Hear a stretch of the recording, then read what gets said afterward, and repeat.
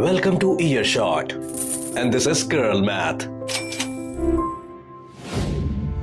Hi there, आप सुन रहे हैं Girl Math, a podcast where we help you figure out finances right from the basics to the big things. We sincerely hope to be the sane voice that cuts through the noise and acts as a starting point on your money management journey.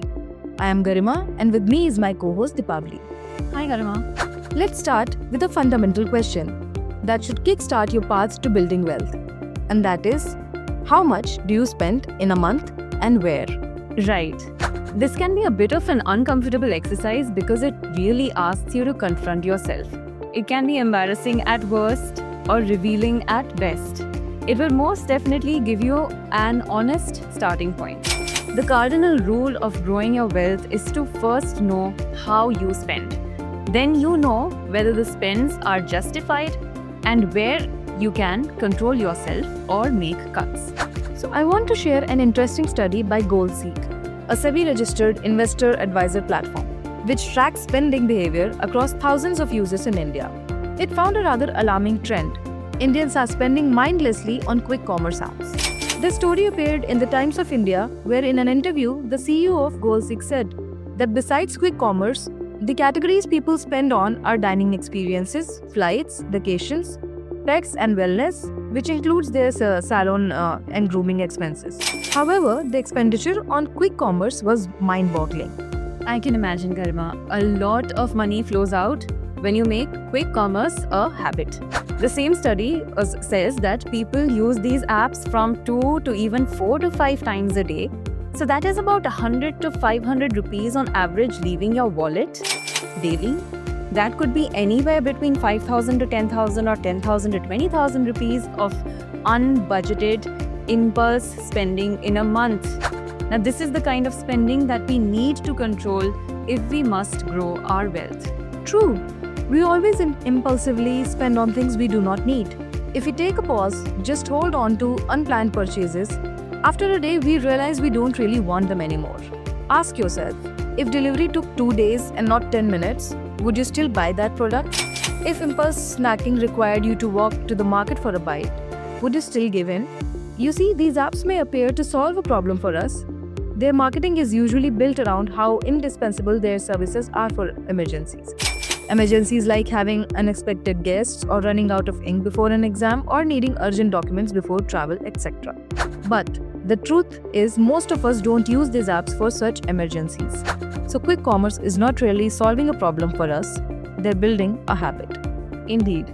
The economics of attention is a subset of the market economy, and these apps are fighting for our attention. The longer they can hook us, or as often as they can induce us to check our phones and look at their products, the greater dependency it builds. Their goal is to become a browsing destination and not something that you open in need. Even high-value products are offered on quick commerce platforms nowadays to wean customers away from more traditional e-commerce markets and improve their unit economics.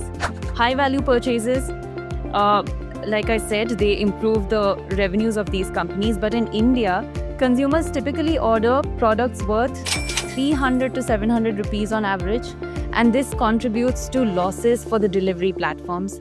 At the same time, it completely unsettles the consumer's monthly budget without them being aware of it. Yeah, you're right. And frictionless purchases and deliveries can be helpful as long as they don't become a habit. Not long ago, people bought groceries for the month and topped up essentials when they were about to run out. A monthly list helps you plan your finances. You set aside money for your needs and you know exactly how much you need. You have an overview of your money, how much you are spending, and where you are spending it. And now, none of us are hermits, so we can have desires beyond what's budgeted in the needs. So allow yourself a monthly wants budget.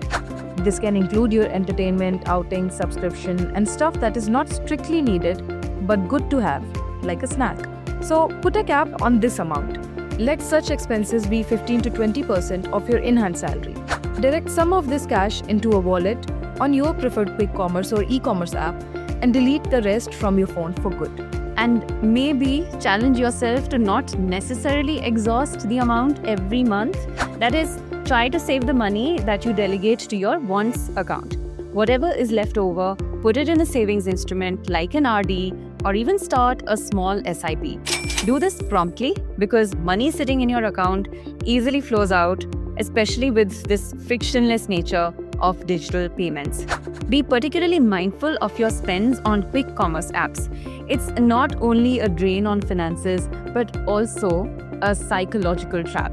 You see, waiting for deliveries triggers our brain's reward system as we eagerly anticipate our orders.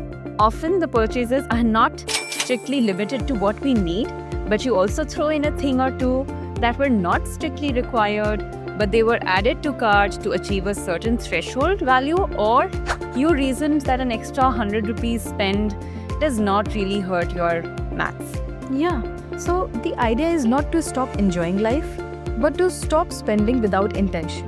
Every small, unplanned purchase steals from a larger future goal you may deeply care about. And certain apps build dangerous habits, and quick commerce is definitely one of them. It not only dries up your wallet, it also hinders your rational mind. When you buy things constantly, the small ticket sizes might fool you into thinking that you are in control of your budget, but this becomes a big amount when added up by the end of a month. It creates a pattern of spending that is difficult to break out of unless you recognize the cost of your habit. So try and track every rupee for just 1 month, and you would probably surprise yourself. And once you understand where your money goes, you can finally decide where you want your life to go. Every financial goal, be it travel, freedom, retirement, a home, even just peace of mind, will begin with this one uncomfortable audit. And with that, we wrap up this episode of Girl Math. If you have any questions regarding what we covered today, let us know in the comments and we'll try to address them there. The world of finance seems complex, but so does anything until you are informed about it. Like we always say, explore, ask questions, start small, but do get started. See you, take care, and stay financially fearless. We are your hosts, Garima and Deepavali, signing off. This was Girl Math, your formula to becoming financially fearless.